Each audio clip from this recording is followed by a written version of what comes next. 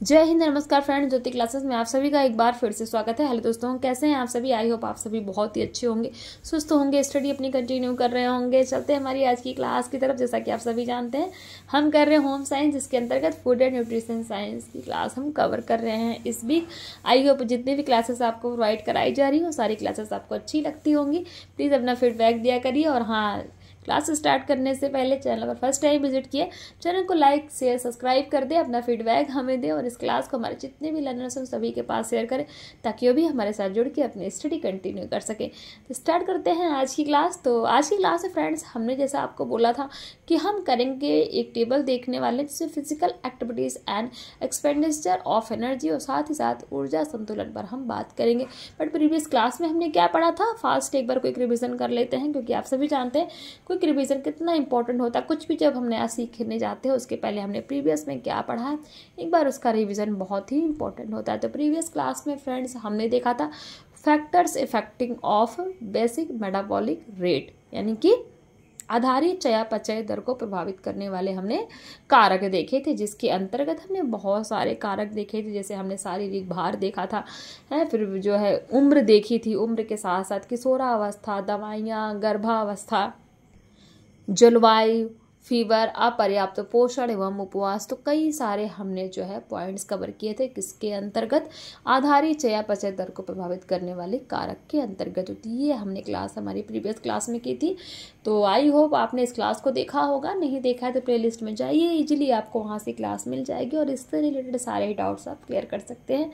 तो स्टार्ट करते हैं आज की क्लास, देखते हैं। ये देखिए, आपको एक टेबल दिख रहा है जिसमें शारीरिक क्रियाएं हैं और उसमें कितना ऊर्जा का व्यय हो रहा है। Physical activities plus kilo calorie per hour ऊर्जा का जो व्यय हो रहा है। तो अत्यंत कम परिश्रम वाली क्रियाएं, जैसे पढ़ना, लिखना, भोजन ग्रहण करना, टीवी देखना, रेडियो सुनना, पेंटिंग करना, सब्जी काटना, ये क्या है, बहुत ही इसमें फिजिकल एक्टिविटी ना के बराबर होती है। इसमें कितनी कैलोरी ऊर्जा बर्न होती है, 100 to 140 किलो कैलोरी ऊर्जा व्यय होती है पर आवर। दूसरा, हल्के परिश्रम वाली क्रिया, जैसे पकाना, खाना पकाना, कपड़ा धोना, वॉशिंग मशीन से कपड़े धोना, प्रेस करना, टाइप करना, मशीन से सिलाई बुनाई करना, कार चलाना, जूता पॉलिश करना, बिस्तर बिछाना, मेज झाड़ना। इसमें कितने किलो कैलोरी ऊर्जा व्यय होती है, तो 150 to 290। मध्यम परिश्रम वाले कार्य, झाड़ू लगाना, पोछा देना, हाथ से छोटे वस्त्र धोना, बागवानी करना, बर्तन मांजना तथा घर के अन्य छोटे मोटे कार्य करना। इसमें 330 से लेकर 400 तक ऊर्जा का व्यय होता है। नंबर 4, अधिक परिश्रम करने वाले कार्य, हाथ से निराई गुड़ाई करना, गोल्फ खेलना, तेज गति से चलना, गेंद खेलना, घुड़सवारी करना आदि। इसमें कितना ऊर्जा व्यय होता है, 440 to 590 kilo calorie per hour. और पांचवा जो है तीव्र गति, बहुत अधिक परिश्रम करने वाले कार्य, अधिक, ये हमने देख लिया। अधिक परिश्रम करने वाले कार्य के अंतर्गत कौन कौन से कार्य, ये ध्यान दीजिएगा, एग्जाम्स में पूछा जाता है, ये ऐसे दे देते हैं ऑप्शंस में और आपको बताने होते हैं कि ये किस तरह का कार्य है। अत्यंत कम परिश्रम वाली क्रियाएं हैं, हल्के परिश्रम वाली क्रियाएं, मतलब ऐसे करके आपको दे दिया, तो आपको पता होना चाहिए कि अत्यंत कम परिश्रम वाली क्रियाएं कौन सी हैं, हल्के परिश्रम वाली इसमें कम मेहनत लगती है कौन सी हैं, मध्यम परिश्रम इसमें थोड़ी सी मेहनत लगती है, मतलब ये आपको पता होना चाहिए उसके अंतर्गत कौन कौन सी क्रियाएं आती है। ऐसे बस पढ़ मत लीजिए। नंबर 5, बहुत अधिक जिसमें परिश्रम करना होता है। ध्यान दीजिएगा, बहुत अधिक परिश्रम में जिसको नहीं पता होगा तो लोग गोल्फ खेलना, तेज गति से दौड़ चलना गया, तो इसको जो है क्या कर देंगे, उसमें बहुत अधिक परिश्रम में भी डाल सकते हैं, लेकिन नहीं, बहुत अधिक परिश्रम, तीव्र गति, तेज दौड़ना, पेड़ काटना, टेनिस खेलना, रिक्शा चलाना, खेत में हल चलाना, फुटबॉल खेलना, खनन यानी खुदाई का कार्य करना, तैरना, ये सारी किसके अंतर्गत आती है, बहुत अधिक परिश्रम करने वाली कार्य। और इसके अंतर्गत कितना किलो कैलोरी ऊर्जा पर आवर व्यय होती है, तो 650 to 750 किलो कैलोरी ऊर्जा पर आवर आपकी बर्न होती है। तो ये तो हमने देखा क्या, शारीरिक क्रियाएं एवं ऊर्जा व्यय। आप चाहें तो इसका स्क्रीनशॉट ले सकते हैं। ये देखिए, नंबर्स तो नहीं दिख रहे, लेकिन मैक्सिमम चीज़ें आपको दिख रही, ले लीजिए, बहुत इंपॉर्टेंट है ये। अब देखते हैं ऊर्जा संतुलन क्या है। एनर्जी बैलेंस के बारे में हम समझते हैं कि एनर्जी को बैलेंस कैसे किया जा सकता है। सभी व्यक्तियों के शरीर में एक ऐसी नियंत्रण पद्धति है जिससे शरीर में ऊर्जा का क्या होता है, ऊर्जा का संतुलन बना रहता है। ऊर्जा संतुलन में 3 प्रणालियां प्रमुख रूप से सहयोग देती हैं। नंबर 1 है गुर्दे से व्यर्थ पदार्थों का निष्कासन करें। नंबर 2 आंतों में पौष्टिक तत्वों का अवशोषण करके। नंबर 3 कोषों में चयापचय की क्रिया द्वारा। तो शरीर में ऊर्जा संतुलन को बनाए रखने के लिए आहार में प्रोटीन, कार्बोज एवं वसा का उचित अनुपात में होना आवश्यक है। जैसा कि हम पूर्व में पढ़ चुके हैं, वसा का 95%, प्रोटीन का 92% तथा कार्बोज का 98% भाग ही अवशोषित हो पाता है, यानी कि जितना हम लेते हैं, सपोज हमने कार्बोज लिया तो उसका जो है 98% भाग ही हमारा क्या होता है, हमारे अंदर वो जाता है, यानी कि अवशोषित हम कर पाते। बाकी जो 2% बचता है वो एक टैक्स के रूप में चला जाता है, जो कि हमने एग्जाम्पल के माध्यम से आपको समझाया था। शेष भाग का अवशोषण नहीं हो पाता। एक सामान्य स्वस्थ प्रौढ़ व्यक्ति के मूत्र में कार्बोज वसा का अंश उपस्थित नहीं होता है।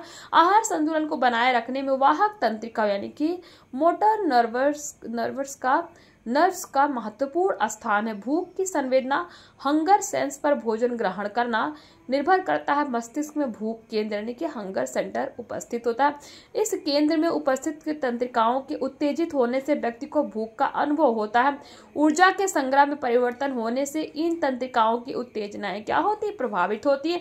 यदि मस्तिष्क में उपस्थित भोजन केंद्र की तंत्रिकाएं किन्हीं कारणों से नष्ट हो जाती है अथवा भूख केंद्र क्षतिग्रस्त हो जाता है तो व्यक्ति को भूख नहीं लगती है। यदि उसे जबरदस्ती न खिलाया जाए तो उपवास के कारण न खाने से वह कुपोषण का भयंकर शिकार हो जाता है और अंततः उसकी मृत्यु हो जाती है। मस्तिष्क के सेरेब्रम भाग में कुछ तृप्ति केंद्र यानी कि सैटिस्फैक्टरी सेंटर भी होते हैं जो व्यक्ति को भोजन करने से रोकते हैं, परंतु ब्रेन कैंसर की स्थिति में निष्क्रिय हो जाते हैं। परिणामतः व्यक्ति अधिक भोजन ग्रहण करने लगता है क्योंकि तृप्ति केंद्र में उपस्थित तंत्रिकाएं आमाशय के खाली होने की सूचना तुरंत ही क्या करती हैं, तुरंत ही भूख केंद्र को देती है तथा आमाशय की पेशियों में संकुचन प्रारंभ हो जाता है। रक्त में ग्लूकोज की मात्रा में कमी होने से भी भूख केंद्र सक्रिय हो जाता है तथा व्यक्ति के भोजन ग्रहण करने की इच्छा उत्पन्न हो जाती है। शरीर के तापमान पर भी भूख केंद्र के नाड़ियों की क्रियाशीलता निर्भर करती है। सर्दी के मौसम में जब रक्त का तापमान कम हो जाता है तो वह भूख केंद्र की नाड़ियों में उत्तेजित करता है, इसलिए सर्दियों में भूख भी अधिक लगती तथा खाना भी जल्दी पचता। इस प्रकार व्यक्ति के शरीर में ऊर्जा संतुलन क्या होता है, स्वतः होता रहता है। परंतु जब व्यक्ति अधिक मात्रा में कार्बोज या वसा युक्त भोजन ग्रहण करता है तब उसका वजन क्या होता है, बढ़ने लगता है, क्योंकि ऊर्जा का विनाश नहीं होता और वह मनुष्य के मांसपेशियों में वसीय तंतुओं के रूप में संग्रहित हो जाता है, यानी कि इकट्ठा हो जाता है। इसलिए वे व्यक्ति जो अच्छी आर्थिक स्थिति के कारण अधिक वसा युक्त भोजन करते हैं तथा कम शारीरिक क्रियाएं करते हैं वो मोटापे के शिकार हो जाते हैं। ऊर्जा की अधिकता के प्रभाव यानी कि effects of excess of calories, तो पहला क्या है, क्या प्रभाव पड़ता है अगर ऊर्जा की अधिकता हो जाती है हमारे शरीर में, वजन बढ़ने लगता है, मोटापा ओबेसिटी होने लगती है। तो वजन बढ़ने लगता है, आवश्यकता से अधिक कैलोरी ग्रहण किए जाने पर शरीर का वजन बढ़ने लगता है क्योंकि ऊर्जा का नाश नहीं होता। आवश्यकता से अधिक ऊर्जा मांसपेशियों में वसीय ऊतकों के रूप में जमा हो जाती है जिससे मोटापा बढ़ जाता है। नंबर 2 मोटापा ओबेसिटी, वजन बढ़ने से मोटापा बढ़ता है। मोटापा स्वयं में एक क्या है, बीमारी है तथा अन्य कई भयंकर बीमारियों को जन्म देती है जैसे मधुमेह, उच्च रक्तचाप, हृदय रोग, गुर्दे के रोग आदि। नंबर 3 मोटापा से व्यक्ति क्रियाशीलता यानी कि एक्टिविटी क्या होती, कम हो जाती है। परिणामतः उसकी कार्य क्षमता में कमी आ जाती है, शरीर की चुस्ती फुर्ती गायब हो जाती है और व्यक्ति आलसी एवं सुस्त हो जाता है। वह ज्यादातर दूर तक चल नहीं सकता, सीढ़ियां चढ़ने उतरने में हांफने लगता है। अतः मोटापा कई बीमारियों को आमंत्रित करता है। सामान्यतः 200 किलो कैलोरी प्रतिदिन भोजन के रूप में ऊर्जा अधिक लिए जाने पर प्रतिमाह 1 kg वजन बढ़ता है, यानी कि 200 किलो कैलोरी प्रतिदिन भोजन के रूप में ऊर्जा, ध्यान दीजिएगा अगर इतनी ऊर्जा, इससे अधिक ऊर्जा ली जाए तो हर महीने 1 किलो वजन बढ़ता है। कैलोरी की कमी का प्रभाव, तो इफेक्ट्स ऑफ डिफिशियंसी कैलोरी, यहाँ हमने देखा कैलोरी की ऊर्जा से क्या प्रभाव पड़ता है, वजन बढ़ता है, मोटापा होता है। और वहीं अगर कैलोरी की कमी देखा जाए तो उससे भी प्रभाव पड़ता है। जिस तरह आवश्यकता से अधिक भोजन ग्रहण करने पर शरीर का वजन क्या होता है, बढ़ जाता, मोटापा बढ़ता है, ठीक उसी तरह कम भोजन ग्रहण करने से शरीर की सामान्य क्रियाशीलता एवं वजन में काफी कमी आ जाती है। शरीर में निरंतर कैलोरी की कमी से नामांकित प्रभाव पड़ते हैं, जैसे वजन कम हो जाता है। अपर्याप्त भोजन यानी कि इंजेक्ट फूड के निरंतर सेवन से वजन कम होने लगता है, क्योंकि व्यक्ति को भोजन द्वारा उतनी ऊर्जा नहीं मिल पाती है जिससे कि वह विभिन्न क्रियाकलापों का समुचित संपादन कर सके। शरीर का वजन मांसपेशियों में उपस्थित वसी ऊतकों तथा यकृत में जमा ग्लाइकोजन एवं वसा के कारण होता है। जब शरीर के को भोजन द्वारा ऊर्जा नहीं मिल पाती है तो क्या होता है, उसकी पूर्ति शरीर में जमा अतिरिक्त ऊर्जा यानी कि वसी ऊतक ग्लाइकोजन करता है। परिणामतः शरीर में जमा अतिरिक्त ऊर्जा जो वसी ऊतक एवं ग्लाइकोजन के रूप में होते हैं निकलने लगते हैं। इस कारण व्यक्ति का वजन कम होने लगता है तथा व्यक्ति कमजोर व दुबला हो जाता है। नंबर 2, क्रियाशीलता में कमी। शरीर को जब पर्याप्त मात्रा में ऊर्जा ही प्राप्त नहीं होती तो शरीर की क्रियाशीलता कम हो जाती है, क्योंकि शारीरिक क्रियाशीलता के लिए भोजन नितांत आवश्यक है। अतः व्यक्ति थकान महसूस करने लगता है, उसे काम करने की इच्छा नहीं होती है, सुस्ती तथा आलस्य आता है, कमजोरी महसूस होती है, भूख कम लगती है। नंबर 3 है शारीरिक वृद्धि पर प्रभाव, इफेक्ट ऑन फिजिकल ग्रोथ। विकास की अवस्था में पर्याप्त मात्रा में शरीर में ऊर्जा होना अत्यंत आवश्यक है। यदि भोजन द्वारा ऊर्जा नहीं मिलता तो प्रोटीन ऊर्जा प्रदान करने का कार्य करने लगता है, जिससे उसका प्रमुख कार्य शरीर निर्माण एवं वृद्धि प्रभावित हो जाती है और शरीर वृद्धि में कमी हो जाती है। यह प्रभाव शैशवावस्था, बाल्यावस्था, किशोरावस्था एवं गर्भावस्था में अधिक देखने को मिलता है। शरीर कमजोर होने से भूख नहीं लगती, अपच की शिकायत हो जाती है तथा शरीर में रोग प्रतिरोधक क्षमता में कमी आ जाती है, क्योंकि कमजोर शरीर पर अनेक बीमारियों का आक्रमण हो जाता है। तो ये तो हमने देखा, क्या देखा? हमने देखा ऊर्जा को नियंत्रित कैसे किया जाता है और ऊर्जा की अधिकता के प्रभाव हमने देखे। अगर आपके शरीर में कैलोरीज की अधिकता हो जाएगी तो भी क्या होगा, वजन बढ़ने लगेगा, ओबेसिटी हो जाएगी। वहीं अगर कैलोरी की डिफिशियंसी पाई गई बॉडी में तो क्या होता है, वजन कम हो जाता है और क्रियाशीलता में भी कमी होती, साथ साथ शारीरिक वृद्धि पर भी प्रभाव पड़ता है। तो ये सारी चीज़ें हमने आज की क्लास में चर्चा की। आई होप जितनी भी हमने आज की क्लास में चर्चा की, जितने भी पॉइंट्स हमने पढ़े वो सारे ही आपके क्लियर हुए होंगे।